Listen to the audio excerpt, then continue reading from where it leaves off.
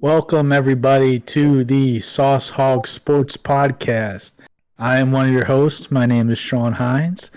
I'm joined here with Marcus, Kevin, and Ronnie. If they want to introduce themselves, I'll go first. I'm Sean. I'm a Pittsburgh fan. Pittsburgh everything. Pittsburgh till I die. I'm also probably the degenerate gambler of this group. I will have picks out for you guys every week. I do college football. I do NFL. I'm a lot better at one than the other. Once hockey and the NBA start, I'll look into those. Start doing my homework now. But Marcus, how about you tell us about yourself a little bit? Yeah, I am Mark, one of the other hosts of this show. When it comes down to certain things, I'm a Washington, completely do or die. For me personally, been riding that train for quite some time. But I'm still sticking true with it.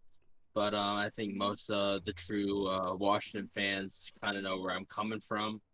But other than that, I like to dabble into some gambling as well, as Sean said previously. And that kind of much, summed me up as a person. And how about you, Ronnie? Yeah, so I'm Ronnie. Also go by Darby. And I'd also like to thank the great Ronald Darby for this amazing nickname. Thank you very much. Big Washington fan, except for the Nationals. I do like the Nationals, but as you can see, big Orioles fan. So anything Washington and Orioles, I'm all about. How about you, Kev? I'm Kev, audio engineer, producer. I'm all Detroit. As you can see, I'm depressed because everything Detroit just sucks right now. But huge Michigan fan. Go Blue. Let's get it. First episode. You boys ready? First episode. You boys ready? Yeah, first episode for the boys. Starting off on week 3. I kind of got onto this a little late, but that's all right because we'll give you quality content along the way. Technical difficulties. What? Yeah, it happens. It happens. Happens to Technical everybody. difficulties. First time. So. On my end? No, to start the podcast. Oh. So, anyways, just transitioning into what has happened recently, starting off from last week, we have the Carolina Panthers versus the Houston Texans. That game was 24-9 in favor of Carolina. Who wants to kind of jump on those stats there? I'll go first. It was interesting. Obviously, we expected Carolina to rout the Texans. Nobody's really expecting Texans to do well at all this year, especially without Tyrod Taylor. Davis Mills gets his first start. Obviously, looks like he gets his first start. Didn't throw any picks. Got sacked 4 times. Not terrible.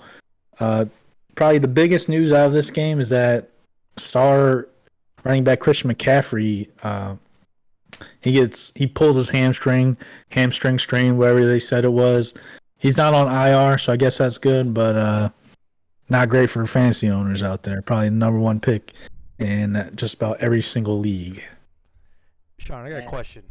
Another thing to say upon. Oh, sorry, Kev. Go ahead. Are you good? Is Chubbard Hubbard a good fantasy pickup for this week? Chuba Hubbard is probably a very good pickup. I think he had 11 rushes for 57 yards, I believe.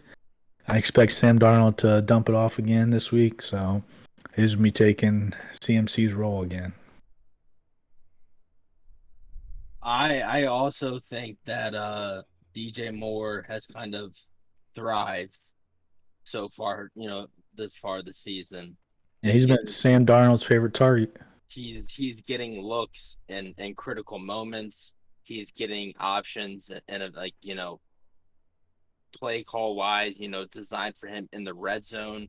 I think that's big for him, not only to build confidence between like themselves equally, but then also to build chemistry together. I think that's been very huge. I think DJ Moore is going to end up having his best season to date. But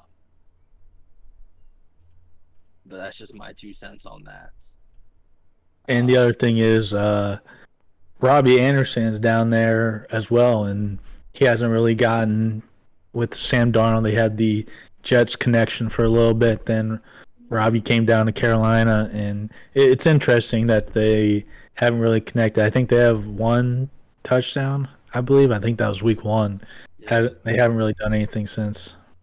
Darby, you got anything to say? Yeah, I definitely think Davis Mills in first start. They only had 9 points, but he did play decently enough. They lost, but he still played decently enough to where the Texans could, without Tyrod Taylor, they're still going to have a hard time. Tyrod is at least a capable quarterback.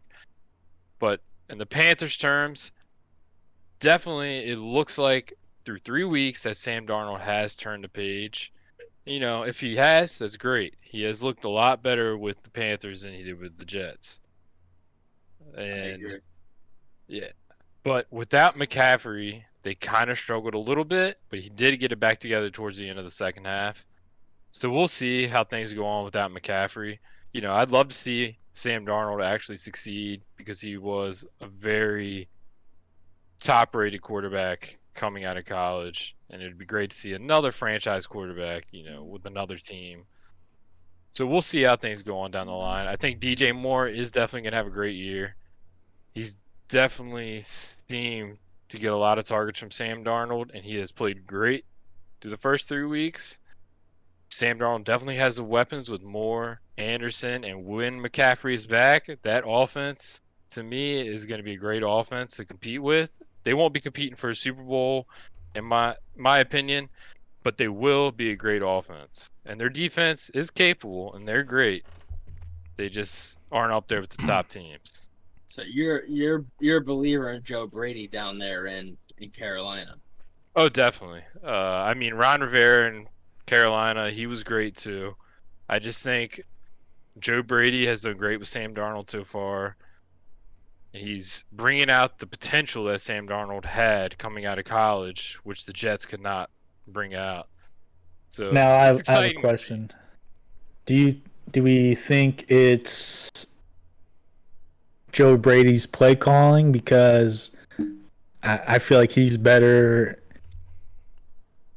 Head coach is going to be a running theme on today's podcast, but Joe Brady is miles in front of Adam Gase as a play caller, and do we think that's the biggest reason? Sam Darnold didn't throw a touchdown this game. He did have 2 rushing touchdowns, which is probably it has to be because of Joe Brady's offense, but I don't. Yeah, I definitely. I'm not sold on Sam Darnold yet. Yeah, I would like to see more through the full season. They had a very easy schedule first 3 weeks as well. Yeah, very easy. And I do think Joe Brady's probably calling better calls than Adam Gase did in New York because obviously the Jets have been terrible when he took over. But if he can keep this up for the rest of the season, I think he's starting to live up to the potential that he was drafted at, and that'd be awesome to see. I agree. Yeah, let's move on to the next game. All right, next game we have the Cleveland Browns taking on the Chicago Bears. Ooh. That was a tough game for anybody that did watch it. It wasn't fluent whatsoever. It was a lot of chops and stops. But some stats there, you had Baker Mayfield going 19 for 31. He had 246 yards, 1 touchdown, was sacked 5 times. They're saying was to jump on the Bears side of Fields. Or do you- Yeah. I mean, it was Justin Fields' first start, but once again, we're coming back to the coaching. Justin Fields was 6 for 20 for 68 yards, no touchdowns, no interceptions, but he was sacked 9 times. That is just absurd. That's problems on the offensive line. That's problems in the play calling. Get him out of the pocket. Get him on the run. Matt Nagy has to do better. I can't believe he still has a job. But to be fair, Myles Garrett did go off. So, I mean, what are you going to do? He went off against a weak offensive line, which is what Chicago has, and he exploited them. I mean, Myles Garrett did, and that goes on both sides of everything. And that's good game planning on both sides of, well, I'll say one side of Cleveland, and not being prepared for it in Chicago. Like Myles Garrett isn't going anywhere, so it's like you don't have that offensive line that's there to protect him. You can't have him take a 5-step drop and read the defense. He doesn't have time. He needs to get the ball out quick, or you need to move the pocket with him. Yeah. My first take about that game is, Myles Garrett, he's great, so he's going to get his sacks. I don't think people should discredit Justin Fields so quickly, just because, like Sean said, Matt Nagy is just not running that team like a great coach should. I mean, when you have somebody that's potentially choosing between 3 starters for the next week, you know he's just not in the right place. And then if you look at the stats, majority of their plays had 5 blockers.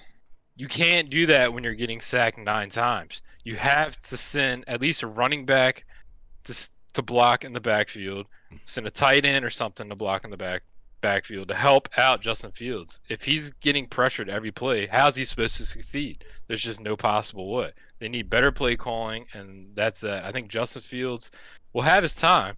It's just with Matt Nagy, he just most likely will not. And Cleveland Browns are a great team, and I didn't see the Browns losing to the Bears anyhow, but the Bears should have played a little better than that. Yeah, it looked like the Bears were just trying to put the missing puzzle pieces together the whole game. There was nothing there. I mean, what was it? It was 68 yards passing for him, but he was sacked for a net gain of 67. So then, therefore, that the total offensive passing game was a yard.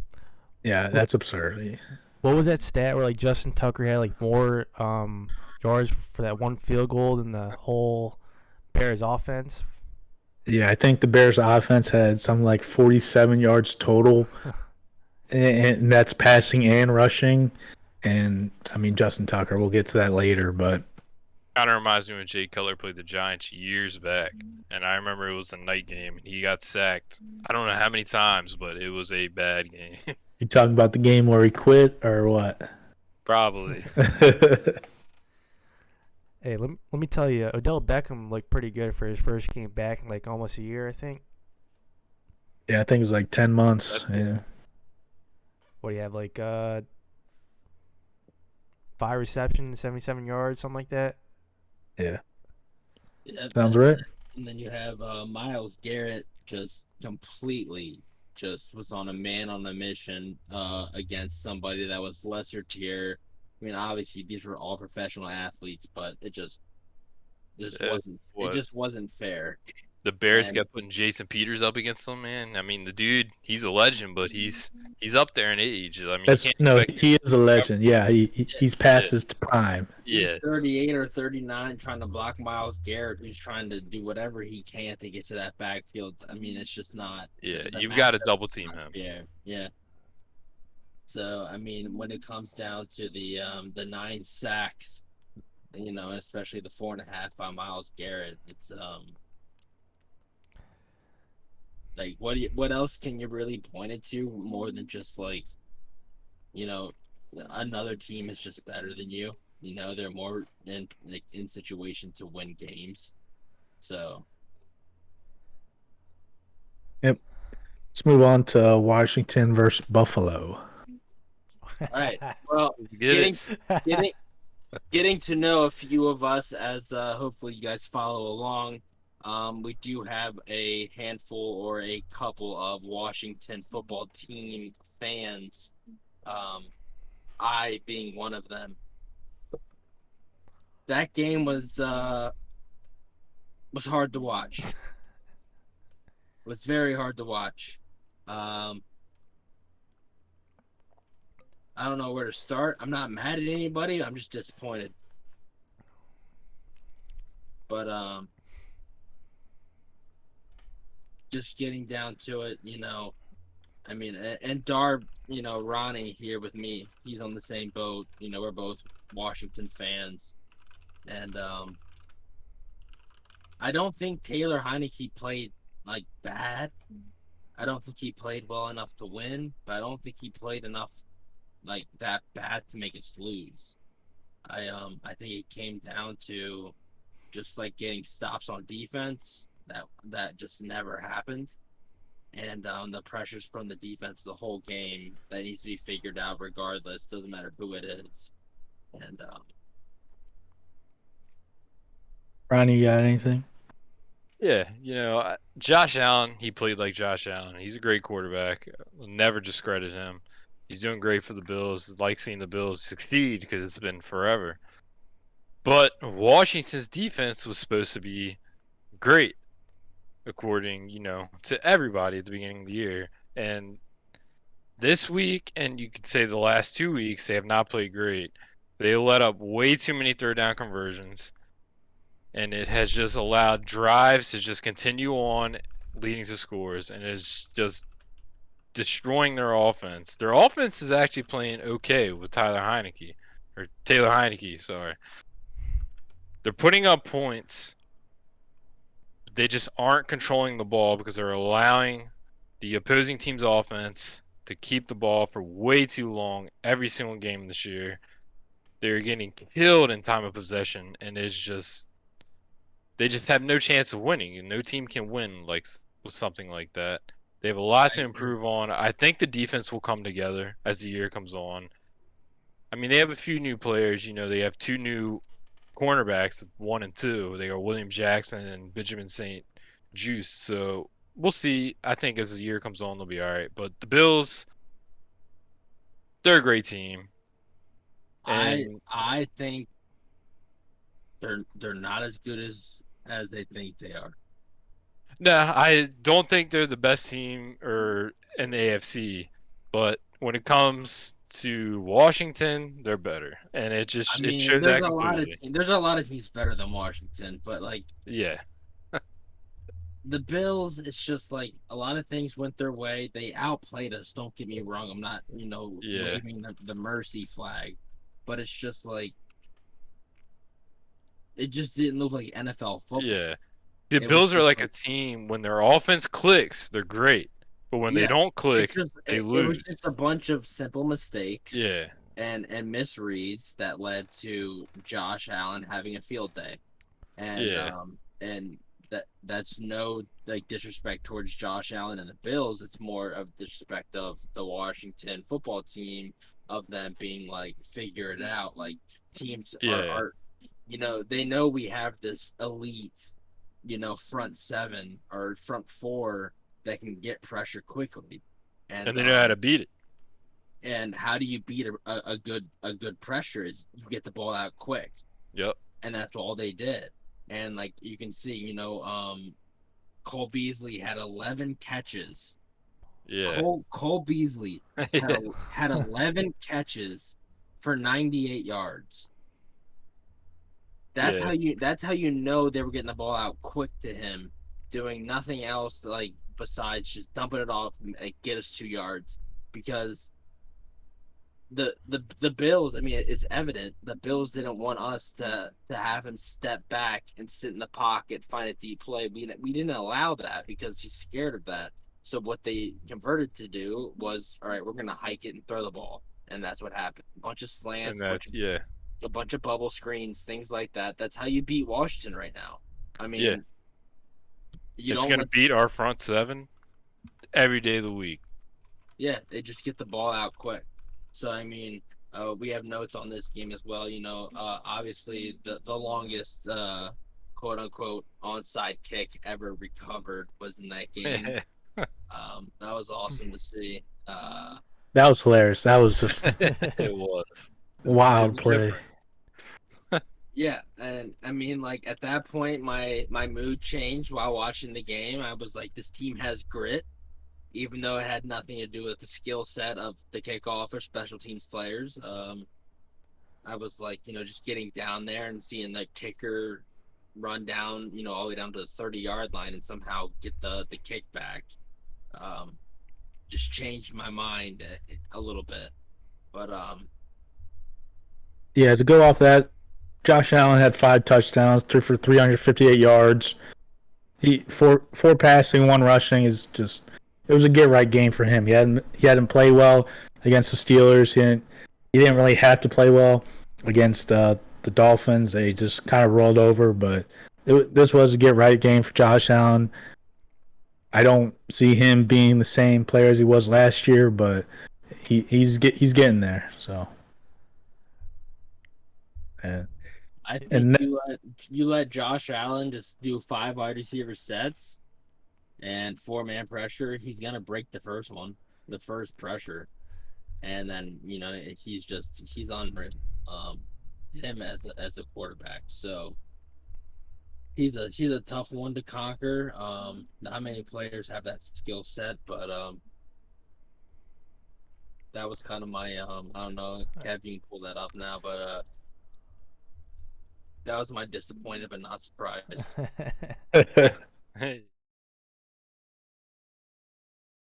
Moving on to another extremely disappointing game, Atlanta versus New York Giants, 17-14. Atlanta pulls it out.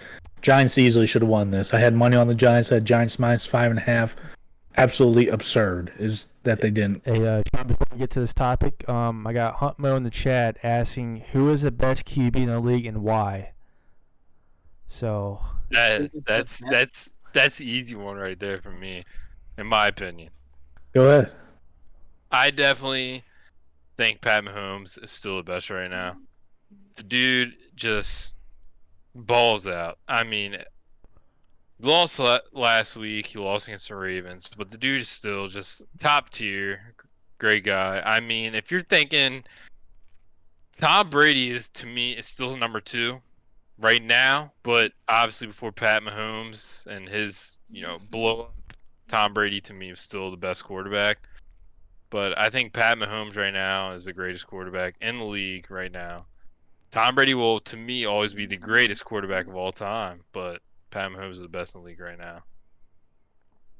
Yeah, I mean that's the easiest question ever. It's Pat Mahomes. He's just as athletic as Lamar Jackson. He's nimble. He moves the pocket every single play. He's got the cannon of an arm. Him and Josh Allen, see who can throw further. I'd love to see that. I don't understand why they don't do it. Makes some no-look passes. He threw a no-look interception this weekend. Wasn't even his fault. Hit off his receiver's hands. Not even his fault. And, of course, it just happened to go to Asante Samuel Jr., who is... If it hits your hands, you can catch it. Yeah. And it's been Patrick Mahomes for the last 4 or 5 years now. Tom Brady is the greatest of all time, but you'll never hear me say that. So, what do you say, Mark? What? Who do you think the best QB in the league is, and why? The best QB in the league to me is, if I had to pick one currently. I don't know. This might be biased, but I'm rolling with Justin Herbert. Good choice. The reason why, because he's not afraid of the big moments, the big tasks, what's asked upon him. He shows up, he does it, and like he goes there for the kill each time. You know what I mean? Like, he doesn't want to kneel the ball or run the ball or anything like that. He wants to show you that it's like, I'm going to pass this ball. You know I'm going to pass this ball, and I'm going to complete it because we're better than you.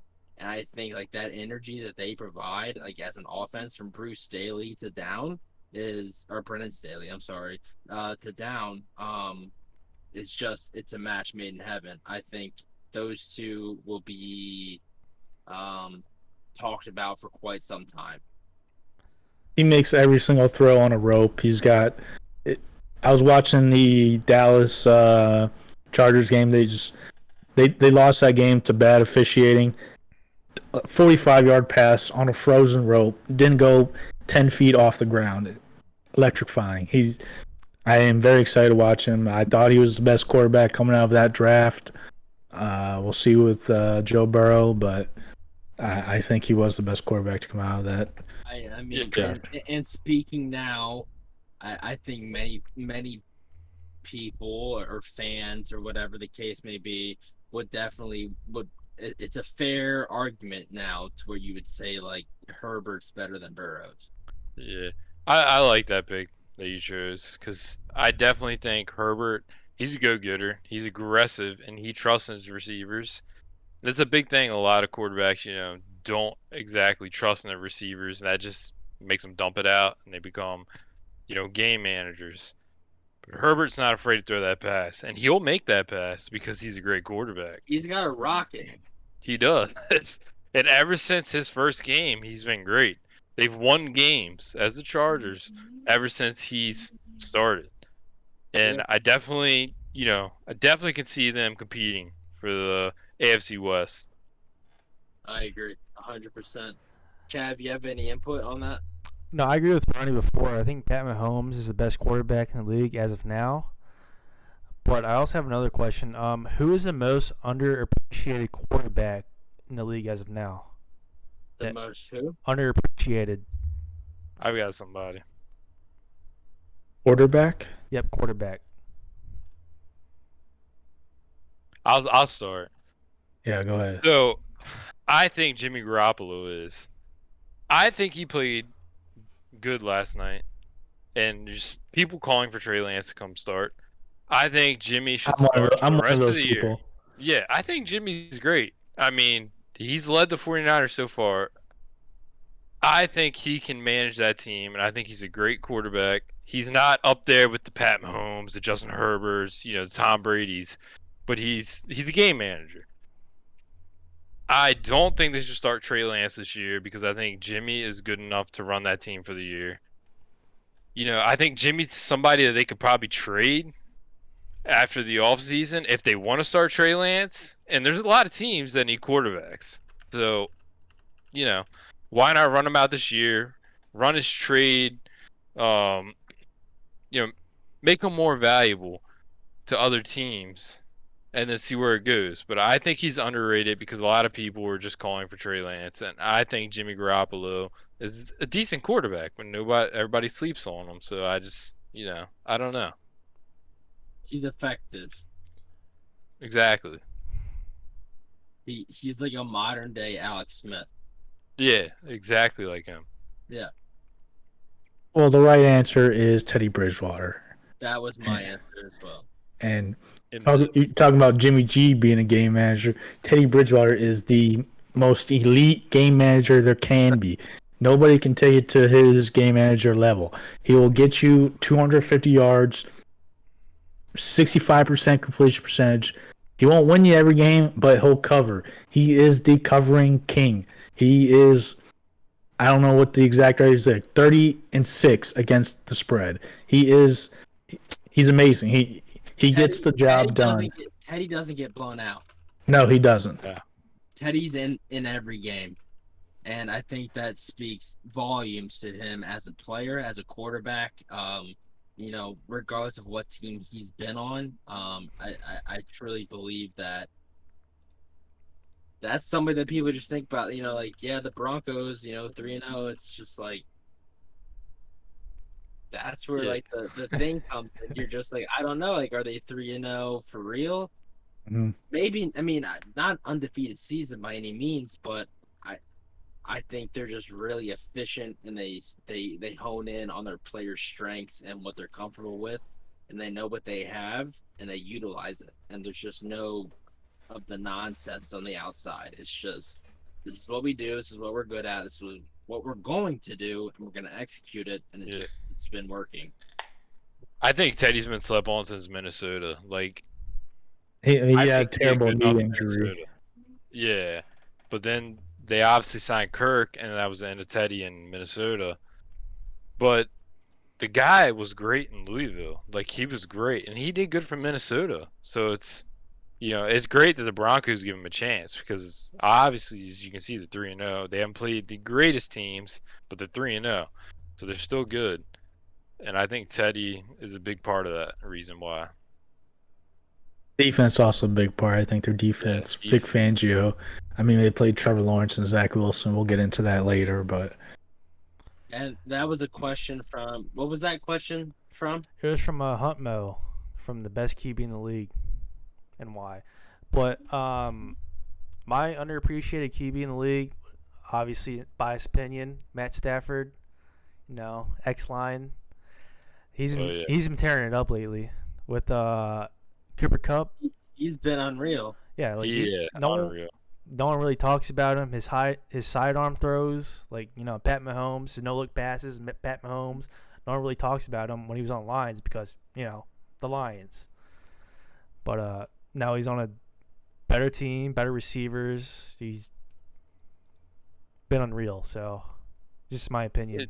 They turned the Rams into a Super Bowl contender real quick. Just having Matt Stafford. He's always been good, just on a poor Detroit team, unfortunately. Yeah. See, I have a problem with that. I think the Rams were always a Super Bowl contender. This put them into the Super Bowl favorite category. I think. Yeah. Jared Goff literally took them to the Super Bowl, so you can't. It put them into the favorite category. I'm not sure what the odds are right now. I'll have it next time we do this, but yeah, we'll come back to that. They're not my favorite, so. All right. Do we want to talk about Atlanta versus the Giants? Yes. Let's talk about them. That's the worst game of the week. Might as well talk about them. That was 2 0-2 teams going into week 2 or week 3. Who's the worst team? That's pretty much like what it was. Coming in, and especially in relation to their division. Matt Ryan put up Matt Ryan numbers for what he's done within the last few years, not his whole career. Threw 2 touchdowns. He was sacked 3 times. But they have this spark plug in their offense with Cordell Patterson, who is able to not only rush the ball, but, catch balls out of the backfield and turn them into long plays, which I think was the turning point and helped them get this win this week. But I'll let somebody else speak upon the Giants. Yeah, I'll go ahead. I think Daniel Jones is a decent quarterback. I think the Giants are missing a lot of players and a lot of positions that they need to fill. Daniel Jones has balled out. I know he balled out against Washington because Washington's defense isn't playing great, obviously. But he's done okay. I know that they don't have the greatest offensive line. Their defense is kind of lackluster, so I don't, they're not going to stop most teams. The Falcons, on the other hand, Matt Ryan, we all know, is great. He's done great his entire career. That team is just kind of missing a lot of pieces right now. They lost Julio Jones. They still have Calvin Ridley. Calvin Ridley is great. And they drafted Kyle Pitts. Kyle Pitts, great in college. I mean, forgive me, but I haven't really seen much of what his stats are this season. But they just aren't the team that they were when they went to the Super Bowl against the Patriots. And to me, it's just the battle of the two teams that just are missing so many pieces that it's just I don't know what's going to happen to these teams, but I do think the Giants and Falcons probably have a bright future because they have decent young players. It's just a battle of terrible teams, and we'll have a plethora of early picks in the draft. Definitely, I got a question. Yeah. Do you think Daniel Jones or Matt Ryan is let go this season at the end of the season. I think Daniel Jones stays around until his contract Yeah. is up for sure. I agree with that. Matt I Ryan. think this is last year. So then Is an it? an off-season discussion. So we have to see. That's how maybe the a trade season for like a draft pick, to me, in my opinion. That's a guy you trade for a draft pick, like a Josh Rosen, but a little bit better than Josh Rosen because he was terrible. And then who else did you say? Matt Ryan. Matt Ryan. Matt Ryan's getting up there. He's like 36, 37 now. I put Matt Ryan in the Big Ben category, not for the same situation, but just as in the same of when it's your time, it's your time. I just don't think he's the same as he once was. I still think he's more than a good quarterback, but if you're gonna take one of those quarterbacks to put on your team, you need to have every other piece in place. Yeah. See, I see the Falcons probably drafting a quarterback, and I think Matt Ryan will leave. He'll try to do a Matt Stafford. He'll try to go to a team that has better situation for him to succeed in. But I don't think he's on the quite same level as Matt Stafford. I think he has regressed a lot. So I do think whatever team he goes to, he'll do okay, but he's won't turn them into a Super Bowl contender, kind of like Matt Stafford has with St. Louis or Los Oh Angeles. my God. All right, hey Ronnie, what team do you think Matt Ryan will go to? Man, there's a lot of teams. 49ers? No, they got Trey Lance now, so I definitely don't think they'll go there. To me, a team with a quarterback that's older and he retires. I don't think Tom Brady retires this year either, surprisingly, and I don't think they would sign Matt Ryan because I think that after Tom Brady retires, they'll probably draft to try to get young. Right now, honestly, it would have to be a team that is on the purge of succeeding, but they just don't have that quarterback. Surprisingly, I can see Washington doing it because it's Washington, and they would sign about anybody. That would be interesting. It would be interesting, but what about the I don't Steelers? know. Steelers. No, I mean I don't want Matt Ryan. I don't want I want a quarterback over the age of 25. This is what I was saying earlier. I don't think the Big Ben Matt Ryan debate is like, obviously Big Ben more successful in his career, but it's like, why would you just swap for another one? You know what I mean? Like downgrade. So I don't see that happening. I'm trying to think. I don't know many other teams off the top of my head at the moment that could use a veteran quarterback that is in like win to now mode.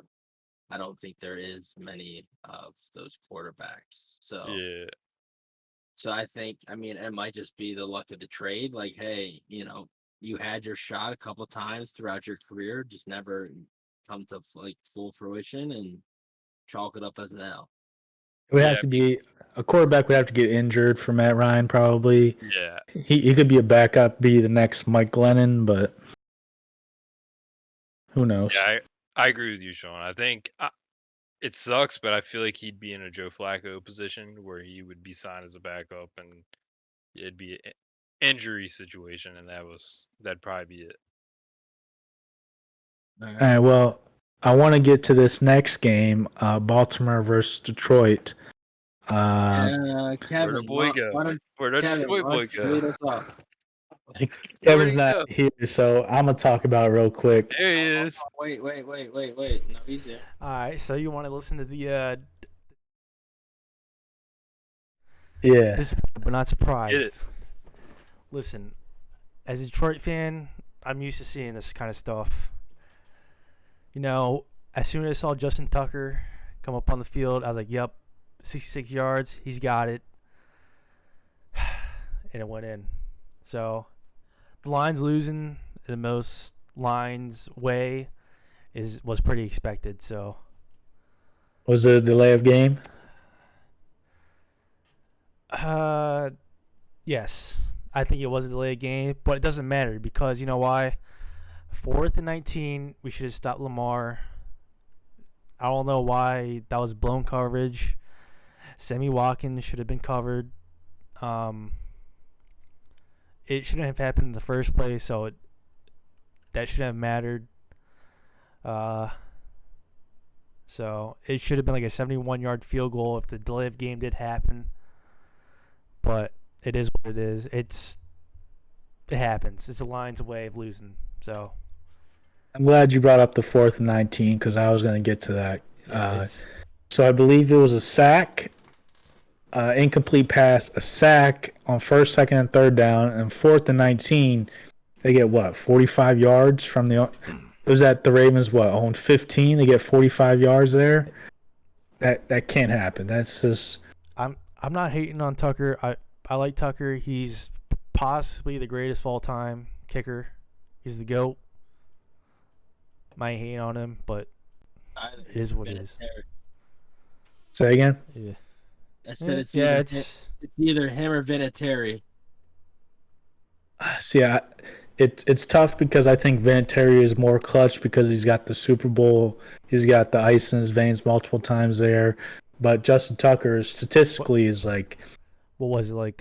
His field goal percentage is like 91%. Yeah. His extra point percentage is like 95, 96, 97%. It's absurd. He's the greatest kicker of this generation. I hope he plays. I actually don't hope he plays. I hope he retires tomorrow. But he's a good guy. Met him. Yeah. You. I heard he's an opera singer. Does anybody know if that's true? I don't know. I've heard some insights that maybe he was a weird guy, but he's elite. Yeah, no shame on being weird, but he is elite. When it comes to game time and showtime, baby, you know who's stepping up to the plate? It's JT. Oh yeah. So that was absurd. Go through some stats real quick. We all witnessed history in that game. It's kind of awesome to think about, you know. Yeah. I mean, yeah. All right, Dev. All right, go through some stats. Lamar Jackson, 16 for 31, 287 yards, 1 pick, 1 touchdown, 7 rushes, 58 yards. Jared Goff, 22 of 30, 217, no picks, no touchdowns, 2 sacks. Not terrible day for Jared Goff. Let's talk about Marquis Brown for a little bit. 7 targets, 3 receptions, 53 yards, multiple drops for touchdowns. Was it 3? 3 notable drops, yeah. I hate to see this within athletes, no matter what the case is with any sport. But like as soon as they lose their confidence, like mentally, you can just see like where it just transcedes over to the game itself. Like this happens, anybody watching this would understand. If you don't have the confidence in yourself, like securely 100%, you're second guessing everything. Oh yeah. You know what I mean? It's not like, yes, they're NFL players in this situation. Yes, they're supposed to be the best of the best in the world. But it just goes to show you that, like, if your mind's not right and you're not ready to go, then, you got to get in the right space. And, who knows what caused that? I don't know. But it's obviously Hollywood Brown. We shouldn't probably call him Hollywood Brown now due to his drops. But Marquis Brown, I mean, he's a dynamic player. He gets open so often. He knows how to get open, but he just doesn't finish the play with the catches. So, I mean, I don't want to call him a bust. He just needs some consistency. So I don't know what the issue is or what's going. I mean, when it comes to like some average Joes like us, I don't think we could do it. But definitely. It's what you're paid to do. You're supposed to be one of the best in the business, and first round draft pick to do these things. And it's disappointing to see somebody like that come up short in crucial games to keep yourself advanced in the division, come up short. Yeah, Marquise was what, a first round pick? Correct me if I'm wrong. Yep. But yeah, he's first round pick from what, Oklahoma or something. Yeah. Yep. Mm-hmm. So it is disappointing that he hasn't exactly lived up to the potential, but he's played okay. I definitely hope he becomes, a great receiver. I like Marquis Brown. I like Lamar Jackson. But it is kind of hard with a quarterback like Lamar. Lamar's a great quarterback, don't get me wrong, but he runs a lot, which is part of his play. And I mean, it doesn't make him bad as, he's a great quarterback and he knows how to win games.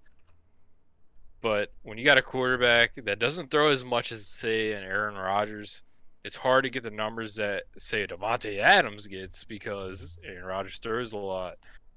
But I do think Marquise needs to play a little better because you can't have drops like that when you're a first round pick, because then people are going to start looking at you as a potential bust, and then you get that label and it's just people are constantly hounding on you. You'll lose your confidence, and then that is just it. It just happens too much in sports where people start going at you every week about being a bust. You're just gonna lose confidence. I don't care who you are. You lose confidence, and you lose You the start motivation. you start second guessing everything. Exactly. You lose the motivation to want to actually come out and play. Like, it's just, that's it. But again, just touching on that, obviously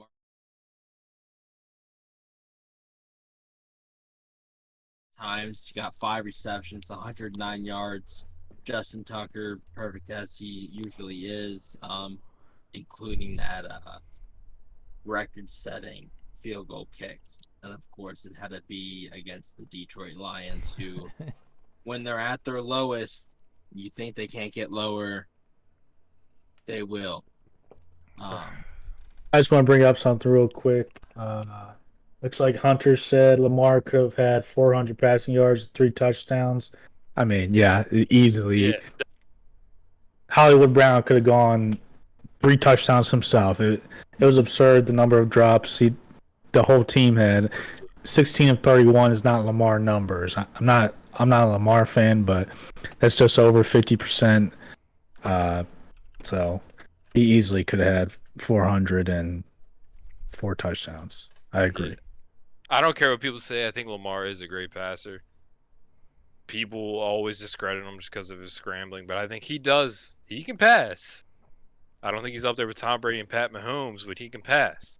And he can pass good enough to win games. But that's just how, everybody takes it. All right, I'm done talking about the Ravens. Next is next game we got on the docket is the LA Chargers versus the Kansas City Chiefs. That game was a pivotal game in the division, leading the Chargers to go 2-1 and the Chiefs falling to 1-2. I don't know if anyone wants to take the reins on this one right away. well, I think you should. Your boy Justin Herbert's here, and you can talk boy. about him. I think Justin Herbert has. I mean, I guess there's no. What you say whatever we want here, but the biggest kahunas on the team. What do you think about Mike Williams and his But what I'm saying is just like Justin Herbert for being 2 years in the NFL, he showed it all his first year. His second year, he's doing the same exact thing that he did. Like, there's no sophomore slump with him. Like, you either have it or you don't, and he has. And he slings the rock as just as good as anybody else in the league. And he makes good decisions. He trusts his receivers. He trusts his reads, and he makes smart plays. 90% of the time, which is fantastic. I think the best way to beat a team like the Chiefs that have been so relevant for quite some time now is you have to be extra aggressive against them because you know what they have on the other side of the ball if you don't have it. So when it comes to Brennan Staley, their head coach, and Justin Herbert, kind of going through plays and stuff like that. Like a lot of people were up into this. Oh, you could have just ran the ball, could have nailed it, could have taken time off the clock. No, like you need to be just as aggressive as the Chiefs are, and like assert dominance in that fact, and be like, hey, like your time was there. Like, and the Chiefs are still a great team. I'm not like demoting them, but it's just like it takes somebody with that type of like mindset and attitude to kind of embrace in their players that like, hey, we trust you, this is what we're gonna do, and to buy into that is huge. Like, I don't think people realize how far that actually goes.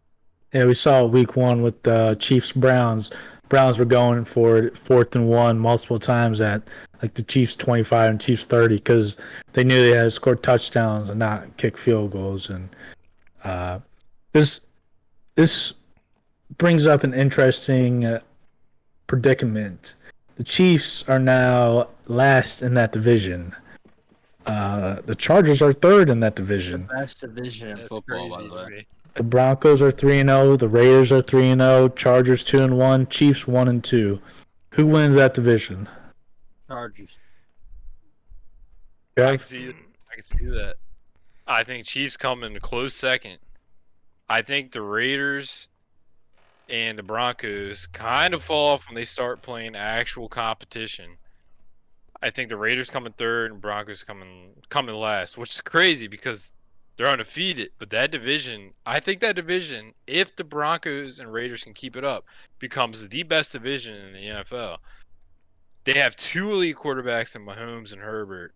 Carr, I think, is a great quarterback. Still, he's not on the level of Herbert and Mahomes. People have discredited him.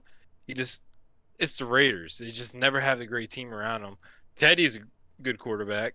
Broncos have great defense. I think their offense is decent as long as people stay healthy. Teddy's the perfect fit for Denver. Definitely. He's a game Definitely. manager. He's a winner. He makes all the smart plays, and he relies on his defense to get him the ball back. Like, 100%. Teddy's never going to be the one that's going to throw 70-yard bombs. It's just not Teddy. He's the one that he takes the smart play over the risky play every time, and he's efficient with his placement with the ball. So I think you can say like, oh, if Teddy was more aggressive, he could have won this game. I'm sure that will come up in the future. But Teddy makes the smart plays, and I personally think that's the best division in football right now. Yeah, I definitely agree. Especially if the Raiders or Broncos keep it up. Dude, that division is going to be insane. I don't see how anybody can keep up with that division. It's just they've got all the great players in that division. So you both said Fun Chiefs, to watch. or you both said Chargers, right? Yeah. I can see it. Yeah. Well, Justin I'm going Herbert, Chiefs. good. I agree It's with good. Chiefs. I It'll think be a Chiefs- toss-up between them two, 100%. Yeah, no, it's good to have some controversy here. Go ahead, Kev. And then, I'd say the Chiefs too. is that it? Yep. You don't make. Pep There's Mahomes. You a gotta say saying. about 'em. There's a saying where if you bet against Alabama, you don't win money. So I'm doing the same thing with the best player in the league. I'm not going to bet against Patrick Mahomes. They're 1-2. I need to start looking at these odds. I bet they're still probably a favorite to win that division. Once they get to plus money, once they're at plus 100, 150, 125, I'll throw every single penny I have on the Chiefs winning that division. I'm not worried about the Raiders. Broncos have played nobody. They played Trevor Lawrence. They played Zach Wilson. I forget who the third one was. But Giants. yeah, exactly. I'm not worried about them. Patrick Mahomes will do his thing. I don't think they'll be the 1 seed or anything like that, so they'll play wild card weekend. But it's Chiefs Kingdom until proven otherwise. You said the AFC West. Yes. What about the NFC West with the Cardinals, Seahawks? Now, personally, that's my toughest division. I think that's Yep. the toughest division. I agree, Sean. I agree. It's up there. It's up there, in my opinion. You That's got second best. Second best to me. You got the Super Bowl. Rams. Yeah, you got the Super Bowl contender Rams. You literally just said that 5 minutes ago. San Francisco lost to a very good Green Bay team this weekend. They're 2-1.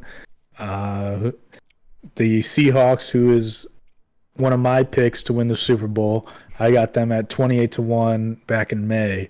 I think they're going to win very, very.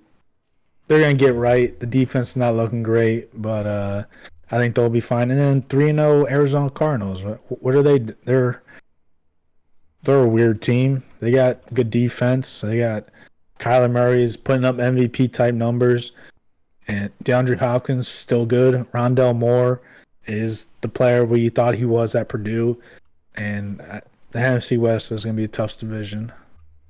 Yeah, I agree. I mean, my AFC West prediction was pretty much determined depending on how Broncos and Raiders play. If they play good and keep playing good, then that's I meant to bring that up. They play this Monday night. Do they? I'm watching Yeah. that. 100%. But NFC West has honestly 4 great teams. I mean, the Cardinals, I think Kyler is going to have a great year, and I think the Cardinals are going to be good. I mean, they played Jacksonville. Jacksonville is struggling, but Kyler has played great all 3 games. I mean, he didn't have any throwing touchdowns this week, but he rushed for 2. I mean, Still had a decent game. if you want to talk about super stack teams, you got AJ Green, you got DeAndre Yeah, Hopkins, yeah, Nuke. definitely. you got Rondale Moore, who's come on the scene. You got Christian Kirk. James Conner's doing pretty well out there. Him and Chase Edmonds are doing very well. Yeah, I've always liked James in the Conner. backfield. You know, they come in and they do what they need to do and they get it done, especially in the red zone or those like short yard areas. I know a lot of people aren't a fan of Cliff Kingsbury. I think he is dynamic in the way that he calls plays and just like kind of catches people off guard. As you can see in the this past week's game against Jacksonville, like there was that fake handoff to the running back and he just walked right into the end zone. I think he's you know, it seems to me that with Cliff Kingsbury, it's like he's playing checkers, everybody else is playing chess, but sometimes that's not always the best thing because sometimes you overthink an opponent too much and it comes back to bite you in the ass. But I mean, as far as that goes, I think the Cardinals will be there when we're talking about this at the end. I definitely think so. They have a solid Definitely. defense, a mixture of older and younger guys that are elite players, and all the weapons in the world for Kyler Murray to facilitate the ball to. So, If you ask me, I think that division has 4 great coaches, and it's crazy because not every division has that. But I definitely think Cliff and Pete have that college aspect where they can come out and they play them college. Not really like college type plays, I should say, but like for that college game. So I would that's say where they came Cliff from. more than Pete, but yeah, I understand what you're saying. Yeah. But I definitely think Cliff has a potential for success in the NFL. Pete obviously already had. I know he had coached for what, another team back in the day.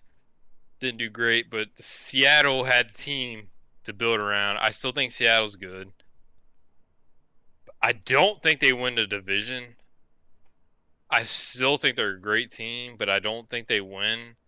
I think the Rams, Sean McVay is, to me, an unbelievable coach. I know he came from Washington, so I'm kind of biased, but the whole idea of him having a photographic memory and stuff like that, like with Matt Stafford, that team's playing great. 49ers, they're a good team. Think they come in last, honestly. Cardinals are playing great. I just don't think they'll win the division. Huge I Kyler agree. Murray fan. Hmm? I'm a huge What do you Kyler think? Murray fan. I like Kyler Murray too, Chelsea. So transitioning to our next game, we have the LA Chargers versus Kansas City. We went We over just that. did that before. I think we covered that. That's all I'm gonna- We're on the Saints and the Patriots, I think. Yeah, We all right. skipped over the Cardinals Did and Jaguars game, but we kind of went over did that. that one. So Yeah, Yeah, we kind that's of where I did. got confused. My Yeah. apologies Yeah. to those of them listening. Hey, you know Um, what? Eat a W. Hey, so now we're in the Sean Payton Belichick game, which is what I would say That's the over, big one in my opinion. which I would say is more powerful of a statement than the Saints versus the Patriots. It's Sean Payton versus Bill Belichick. Yeah. And I don't know how many of us got to watch that game or see the highlights of that, but Jameis Winston, I mean, a fan favorite. I'm sure plenty of people watching this have seen his off-season workouts, but they come into fruition in real life. There should be no reason that those workouts are even remotely close to what he does in games, but they're literal mirror images. He's getting tossed by beanbags in the summer, getting the same thing in September, October, and it's absurd. I don't understand how he's doing it. Kudos to Sean Payton for getting them there. Yeah, I agree. I mean, put up pretty decent numbers. 13 for 21, 128 yards. He doesn't really have many yards this season when it comes to it, but his efficiency's been there. 2 touchdowns on that game. Mac Jones threw the ball 51 times, completed 30 passes, 270 yards with a touchdown, but 3 picks and 2 sacks. I think this was Alvin Kamara's coming out game of the season. Based on the previous 2, based on what he did, 24 rushes, 89 yards, 29 yards receiving, had a touchdown. I think he kind of broke out in stride, but yeah, if you guys want to take over and speak what you guys think about that game. Yeah, there was 2 specific plays I wanted to talk about. One was the Mac Jones pick 6. Definitely not his greatest throw. I'm a fan of rookie quarterbacks, and this was just a rookie mistake. Bad circumstance. I almost said Sean McVay. Sean Payton. He knows how to run his defense. His defense not bad. They're playing pretty well this year. But it's getting to a rookie quarterback. Sean Payton knows what to do, and he did it pretty well there. But the other play I wanted to talk about was the Jameis Winston getting dragged down by a defender, his old flick it and chuck it method for a 15-yard touchdown. That had no. The flick it, chuck it, and fuck it. Yeah, it had no reason being a touchdown, but where Jameis got LASIK now. Interceptions turn into touchdowns. It's absurd. Good for him. I can't wait to see him win MVP this year. Yeah, I mean, I definitely think that. I think most people probably expect the Saints to win that game. Jameis is Jameis. We've all seen him like however many times. I still think he's a decent quarterback. He's not elite. He's gonna throw you picks, but he's gonna throw you touchdowns. Mac Jones is a rookie, though. On the other hand, he doesn't have the weapons right now, and he doesn't have the Alvin Kamara. I know James doesn't have Michael Thomas right now either, so you can't count him in there. But I do think Mac Jones will probably improve a little bit. It's too hard to tell how his future is going to be. I just think the Saints defense is playing great right now. I mean, look what they did to Green Bay in Week 1. I mean, that was Look how good Green watch. Bay is. Yeah. I really think it comes down to that all rookie quarterbacks are struggling. Yeah, definitely. I 100% agree right now. I think They're that's all a struggling. fair assessment. There's not one rookie quarterback that set himself apart from the rest. No. So, I mean, it just is what it is. And, an insight from that New Orleans-New England game, coming up next, New England is facing Tom Brady next week. I believe it's a Sunday night game. So, Is it? I mean, Watching that one. Yeah. who's got the biggest chip on their shoulder, because that's just an aggression game all the way around. All right, who do you think has the biggest chip on his shoulder? Tom Brady, Bill Belichick? I Tom. think I think It has to be Tom. I Yeah. think Tom with Gronk returning Yeah. to the Meadowlands, like Meadowlands is I mean, yeah, the giant. that's on, yeah, it's on me. you do want Gillette? Gillette. That's on me. No, I apologize for that. But returning, back to New England and just seeking like revenge, not only off of a loss, but going back to where it was the team that didn't want you. I think it's just an anger game, and it's gonna prove a point game to where it's like doesn't matter what the score is, we're gonna run it up. I don't even think that game is even close. Nah. I mean, just think Tom has a chance. I mean, he's going to next game, but he's going to break with the passing yard record. And he's going to do it against his former team. I think that's just kind of an awesome coincidence. He gets to face Bill. It's hard to say who was a leading factor in that Patriots dynasty. I would like to say Tom, but you never know. But the fact that he gets to do it against his former team, to me, is kind of awesome. It'll be interesting to see. I think I saw the lines at $7.50, and I would take that every day of the week. I don't think it's going to be very close. The Tampa Bay has a very good defense.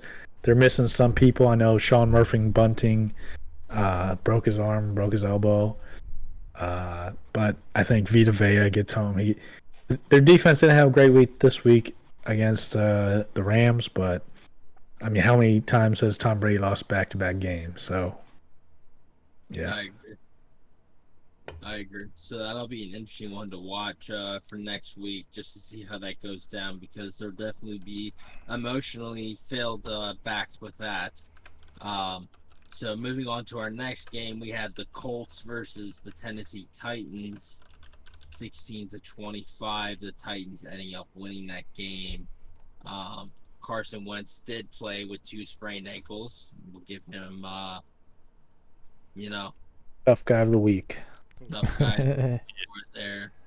I mean, how do you sprain 2 ankles? I don't know. He's made of glass. To be honest with you. Glass boy. Yeah, he sprained one on the sideline, one in the game. I don't get it. I don't know how you sprain both ankles, but he surely found a way how to do it, and his stats weren't very impressive. 19 for 37, 194 yards, sacked 2 times.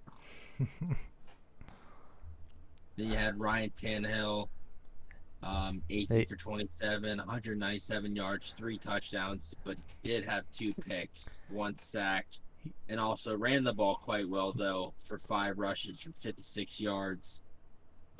Derrick Henry, not much has to be said when it comes to him. He's going to produce. He had a hell of a game. 20 rushes for 113 yards, 3 targets, 3 receptions, 31 yards. Like, he was a pivotal part of their game plan. He showed up that game and made an impact. So, with that being said, we have some question marks on some of these teams, but if anybody else has anything else to add. Yeah, so this division of Tennessee, Indianapolis, Jacksonville, Houston. How many games is Tennessee going to win this division by? Can they clinch week 12, week 10? It can be 6-4 and probably clinch the division. Yeah. This is probably the worst division in sports in the NFL right now. But They're up there with the NFC East, honestly. Yeah, I think they're worse than the NFC East. Davis Mills keeps playing. It's not going to be great. Yeah. See, No matter how long his neck is. Yeah. That's Drew Brees, boy. Fucking draft neck. Yeah, I like Carson Wentz. I kind of liked him, when he was a Philly. He didn't win him the Super Bowl, but he got him to the playoffs. I like Wentz, but he is glass. I don't understand it. How do you sprain 2 ankles? It makes no sense. That's definitely Tennessee's divisional win. I mean, they have the offense. Think about Julio. Didn't AJ Brown get injured this week though? But they still have him whenever if I don't know what his injury is, but if he plays next week, they've got him. But they have the best running back, in my opinion, in the league. Derrick Henry is a beast. He's fast. He's powerful. It's Tannehill's turned the page when he came to Tennessee. He's playing good. That's their divisional win because all the other teams are just bad. You I think don't know. Derrick Henry's better than McCaffrey? No. What It depends. McCaffrey is a better pass catcher. Derrick Henry to me is a better downfield runner, up the middle. He'll get you fucking yards, but McCaffrey is the quicker, more agile back. He's gonna catch passes. He's gonna get the more all-purpose yards. Rushing yards wise, Henry's getting the more rushing yards. 100%. I agree with all of that being said. That was a big game for Indy to try to win. Obviously, I think a lot of people were on Tennessee to win that game. Tennessee minus 5.5. I got it. So moving on to the next game, we had Cincinnati at Pittsburgh. It's a tough game. We got a Pittsburgh fan, especially here on as a host. Joe Burrow had himself a day. 14 for 18, 172 yards, 3 touchdowns, 1 pick, and the pick was just a bad throw. Ben Roethlisberger threw 58 times for 38 completions, 318 yards, 1 touchdown, 2 picks, was sacked 4 times. Sean, I'll kind of let you go over this game. Yeah. We're on to the next one. No, Joe Burrow was 14 for 18 is elitely efficient. The pick was just a bad bounce off a player's helmet. Steelers got no pressure. They snapped their streak of 75 straight games with the sack, and they got 0 pressures on Joe Burrow. It was absurd. Ben throwing the ball 58 times, never ideal. There were 10 drops in this game. I don't care. I'm heated. Kev, if you want to put up my disappointed but not surprised thing. In the leagues I have him, and I lost every single game. So he's the best bench player I've ever had. Najee Harris getting 28 touches. I don't know how I feel about that. He's playing like 95% of the snaps. I hate that. He's got to rest. He was the horse at Alabama. He doesn't have to be here. 14 rushes. He got targeted 19 times. And all right, you want fuck. Now I'm angry. We're gonna talk about that 4th and 10 play with a minute left. You know what we're gonna do? We're gonna throw it behind the line of scrimmage to Najee Harris. Scrimmage to Najee Harris just to see if we can. For negative 2 yards. Tyler Boyd came out today, say the Steelers rolled over. I absolutely agree with them. It was the worst. I hate it. It was a terrible game. We're on to the next one. To the Packers. My question for you, is it the coaching or is it the players? Yeah, it's Matt Canada. Everybody wanted Randy Fichtner fired last year. We got him fired. Now Matt Canada came in with this offense. He was going to have motions and everything, jet sweeps, everything like that. We saw it once. I believe it was the Buffalo game. Juju got a 3-yard jet sweep for a touchdown. We saw it once or twice this week. It's hidden in there, but it's the hurry-up offense. Matt Canada's offense is a hurry-up offense. They don't do the hurry-up offense. They do. It's too slow. They need to do it. It's aggravating because everything is bad, and the end is near. And time for changes everywhere. But I do want to talk about. Do you want to say I think it's close for Pittsburgh Steelers rebuild? Yes, no, it is. I've been looking at quarterbacks the last 3 years in college football. Later on in the year, I'll have my draft rankings for quarterbacks. I've seen Matt Corral actually today go to the Steelers. I don't hate that, but we'll see.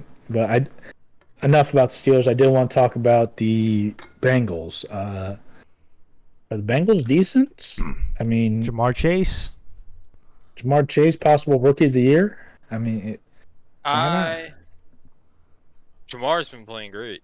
We'll see through 16, or 17 games now. But hold on. I do want to.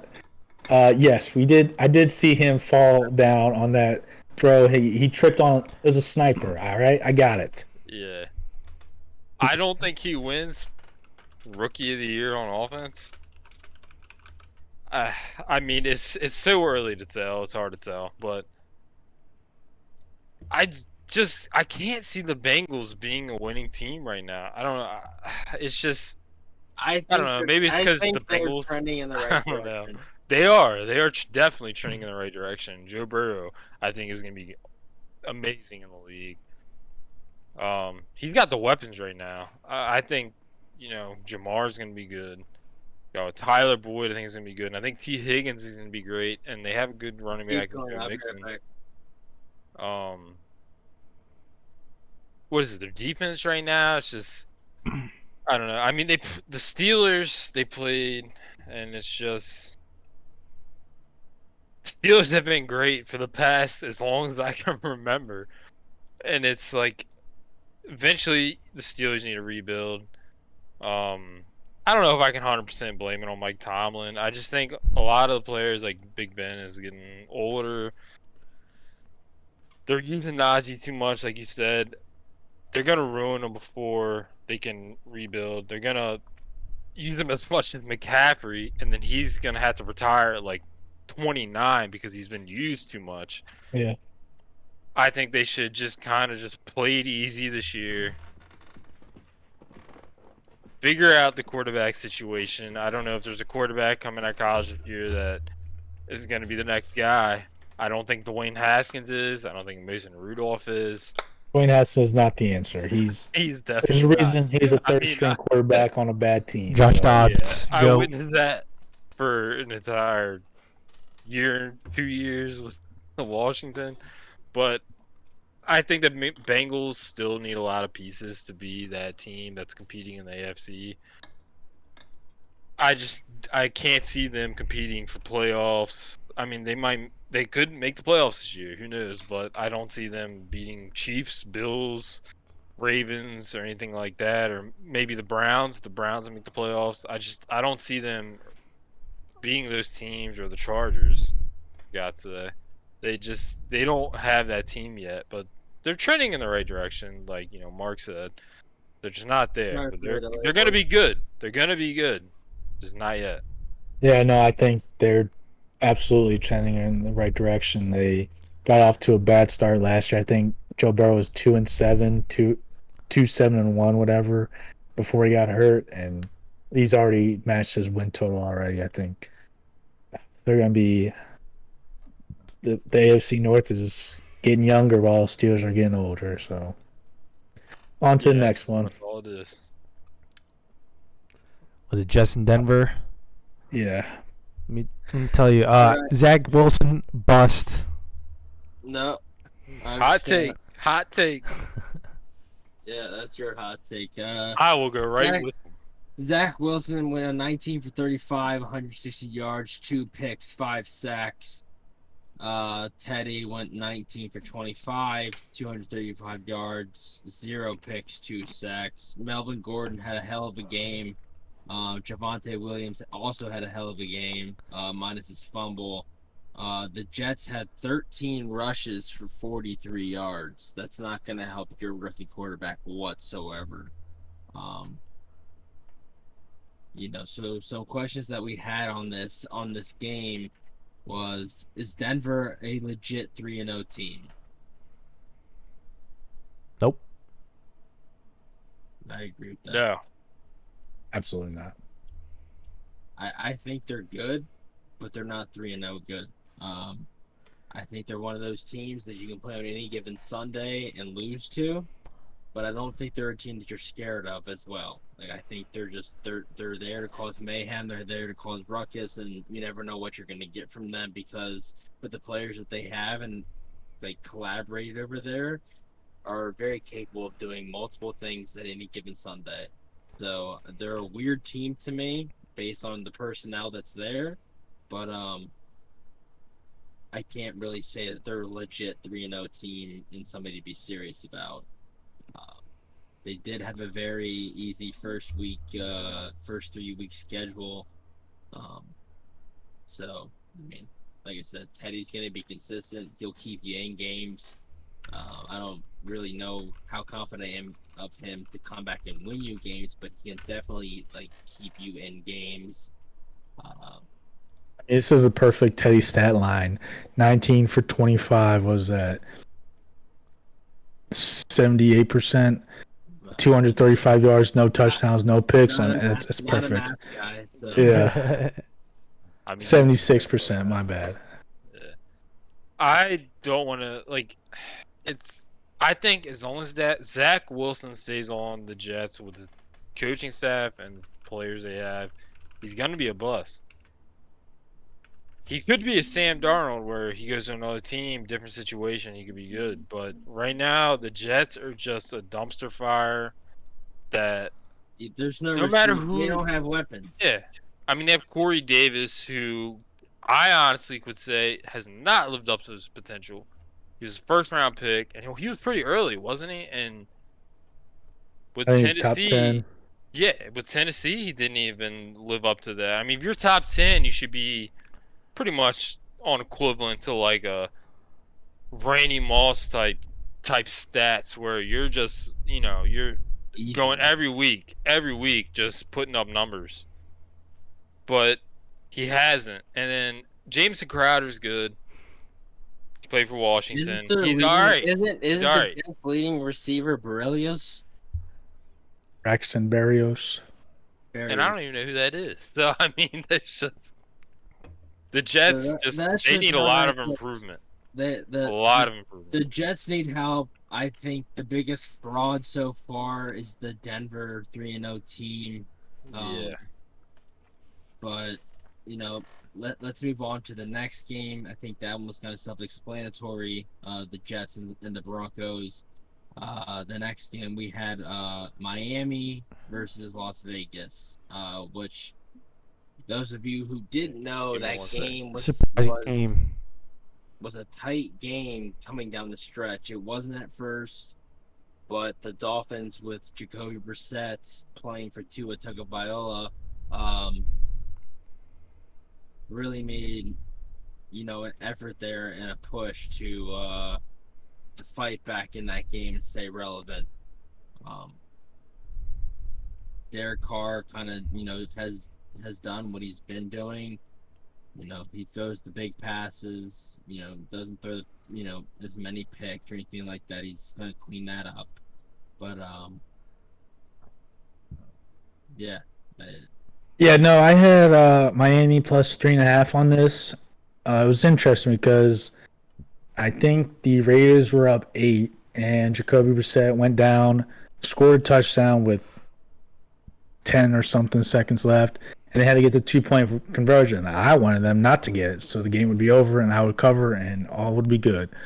But no, of course, Jacoby Brissett gets it, and then we go into overtime. I'm sweating that even more. Raiders get the ball, they go down, they punt. Dolphins get the ball, they punt, and the Raiders drive down, and it looks like they're going to score a touchdown. John Gruden tried his absolute damn hardest from inside the Dolphins 20. He ran 4 extra plays, and they almost scored. They got down to like the 6-yard line. We took the clock down to 3 seconds, and they finally kicked a field goal. So, thankfully, Miami covered plus 3.5. Now, here's a question I wanted to bring up. Would you rather have Tua or would you rather have Jacoby Brissett? because I feel like they are exactly the same. I think they're the exact same. So at Mhm. that point, I take the younger one. All right. Ronnie, I have a question. Would you rather have Tua or Jacoby Brissett? Kobe's we've seen what he can do with Colts. So why not just use Tua? Just let's see what he can do for a I feel season. like they're exactly the same. They Jacoby's kind of are. They Yeah, are there. exactly the same. They are exactly the same, but like to his point, it's just like he's the younger option. They're the same player. Why would you not like? You're not gonna make a run for the Super Bowl or AFC Championship this year to just run with the youngest guy that you invested so much in and see what he has before it's too late to move on. I'm not saying Tua's elite. I'm not saying Jacoby's elite, but like I agree with you. I think they're similar in many ways, and I think you could the way that they run their offense and everything like that, and the way like their scheme is. I think a lot of quarterbacks could probably, be just like them. They don't really have a running game. So it's kind of hard to put an inexperienced or a rookie quarterback, behind the center and ask them to win games themselves without the weapons. So Yeah, I definitely say just play Tua. Let's see what he has. We know what Jacoby has. So let's see if Tua can pull something out and become How long? become a good starter for the future. How long until we put the injury-prone tag on Tua? I think If he gets injured again, 100%. I think he already has it. Yeah, he pretty much already has it.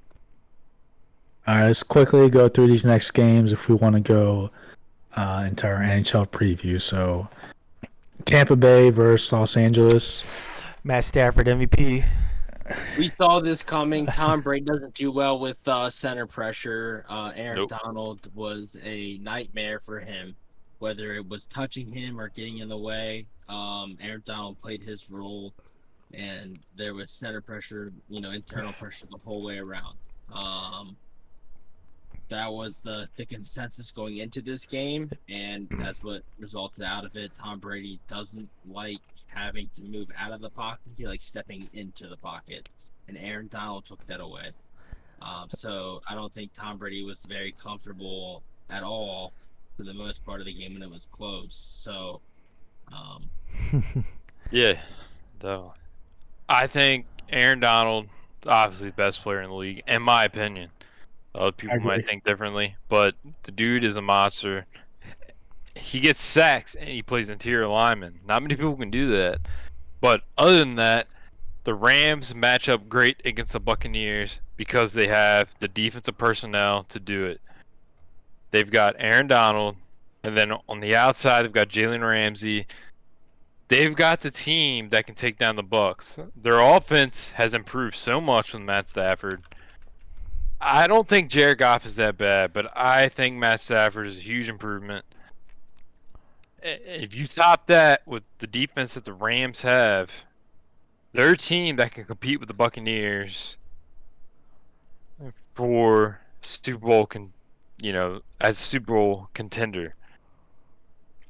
All right.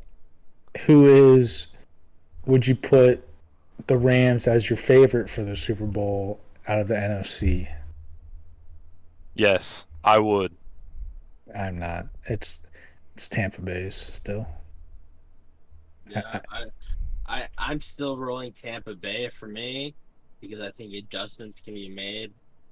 But the biggest threat by far is the Rams. Yeah, 100%. I mean, I would just you really can't go wrong on a pick. no, you can't because you never know. I mean, I did want to bring up what Rojas sent. Yes, we talked about it a little earlier in the stream, but Tampa Bay has a lot of injuries. They're missing depth at corner. I know Antonio Brown didn't play. I think he's got COVID. They didn't run the ball more than like 10 times. Tom Brady, 41 of 41 of 55, 432 yards. He also ran for a touchdown. You don't see that very often anymore. But it was kind of a little garbage time. Matthew Stafford found Deshaun Jackson for a big touchdown. He also could have found like 2 or 3 more times. Deshaun Jackson kind of takes the top off. Cooper Kupp is underneath. It's an interesting matchup with Tampa Bay's defense with the Rams offense because Cooper Kupp has been going off this year.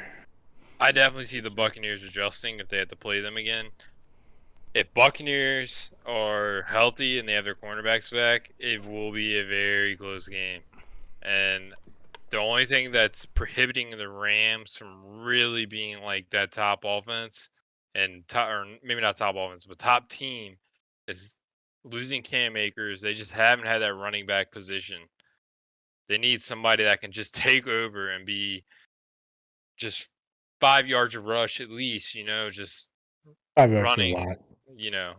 put that threat out that they could be running, open up the play action, and they could just tear up the league. But it is tough. It's a toss up between Rams and Buccaneers. I mean, you got Tom, so you never know.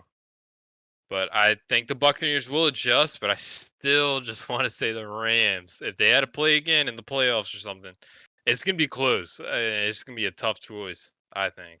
You can look at last year. New Orleans blew out Tampa Bay 38-3.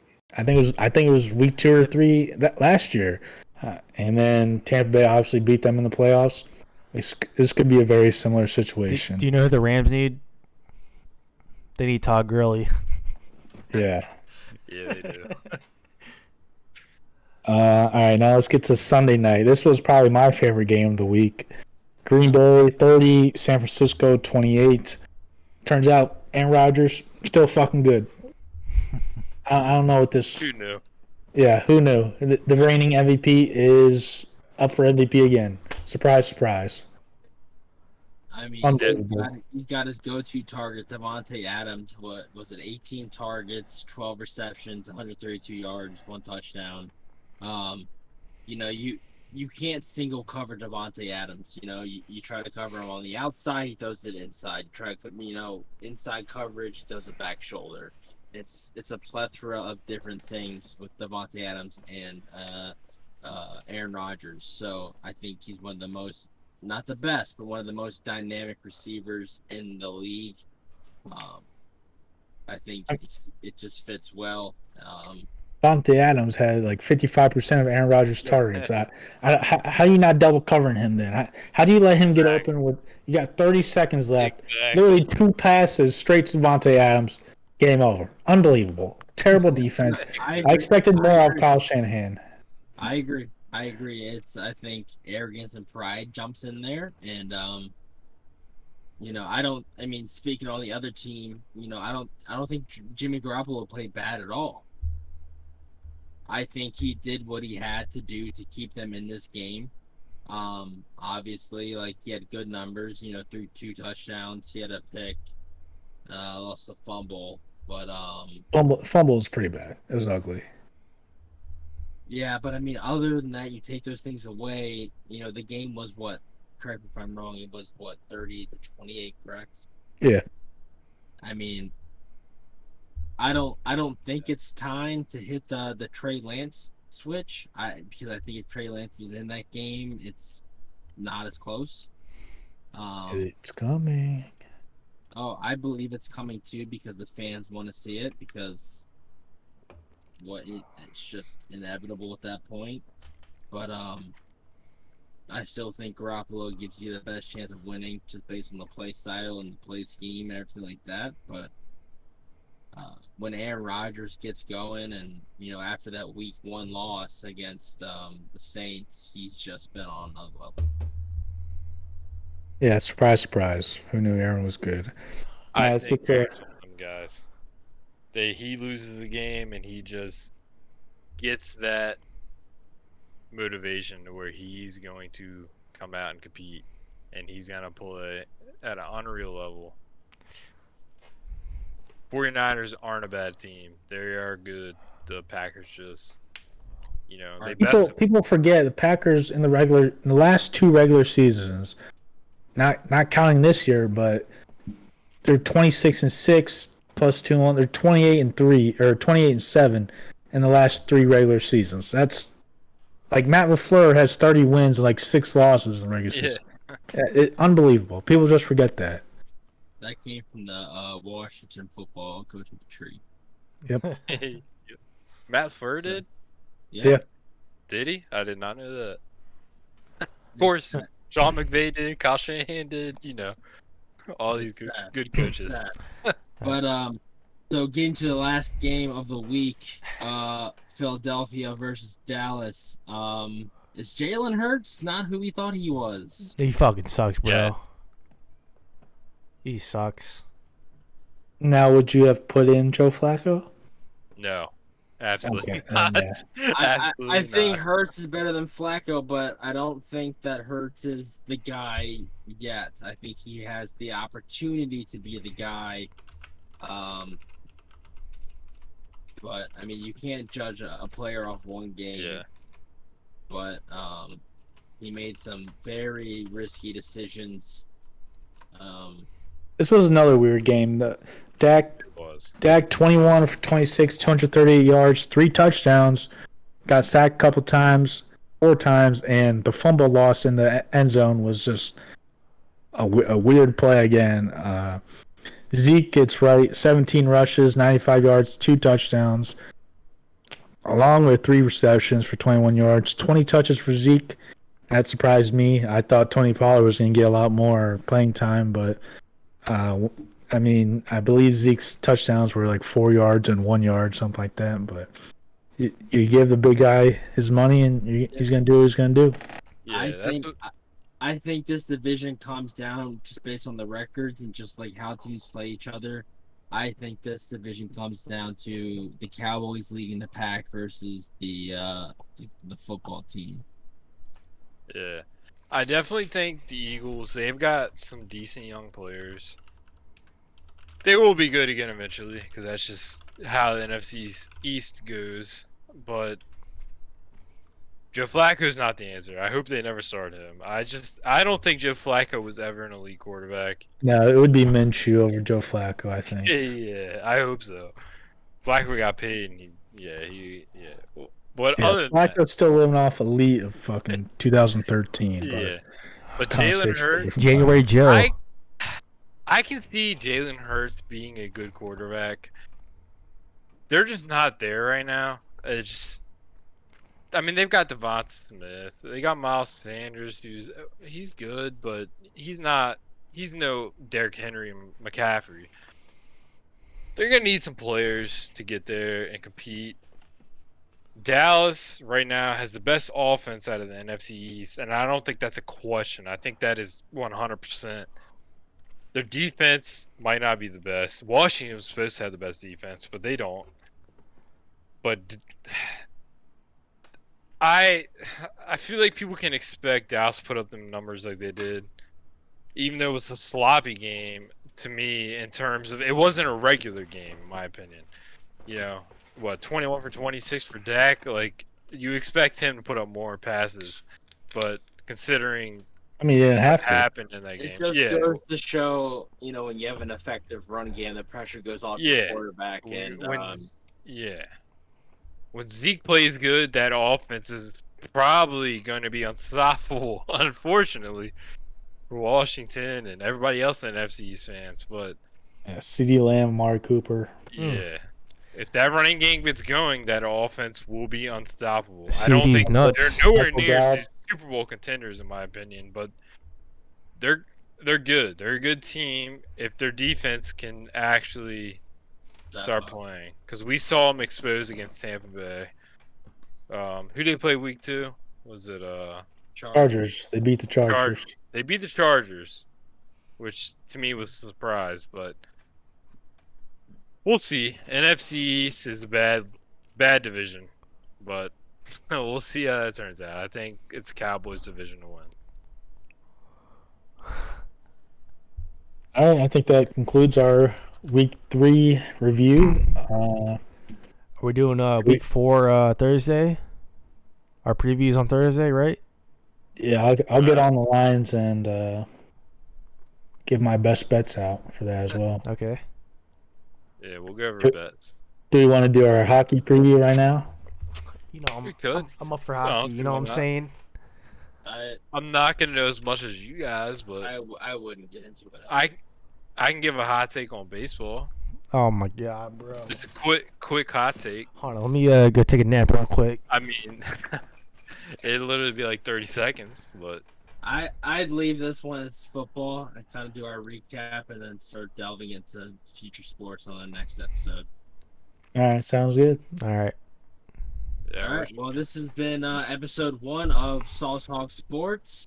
Clap it up. First one down, first of many. Good job, everybody. Thanks for being here and thanks for listening. Yeah. And, Thank you, chat. It was fun talking to you guys. Whoever sat here and watched us, thank you. Yeah, we really appreciate it. All the support. First stream. Rojas, I think you were my favorite chatter today. All right. Love you guys. Until was it Thursday 7:30? I won't be around Thursday, 7:30, so make it Friday. Friday, I can make Friday work. You going? I can make Friday work if that's what it is. Go We'll over see. college, We'll see. college bets and maybe NFL bets or something. We'll see. Yeah, sounds good. All right. That'd work for me. All right, guys. All right. Have a good night, guys.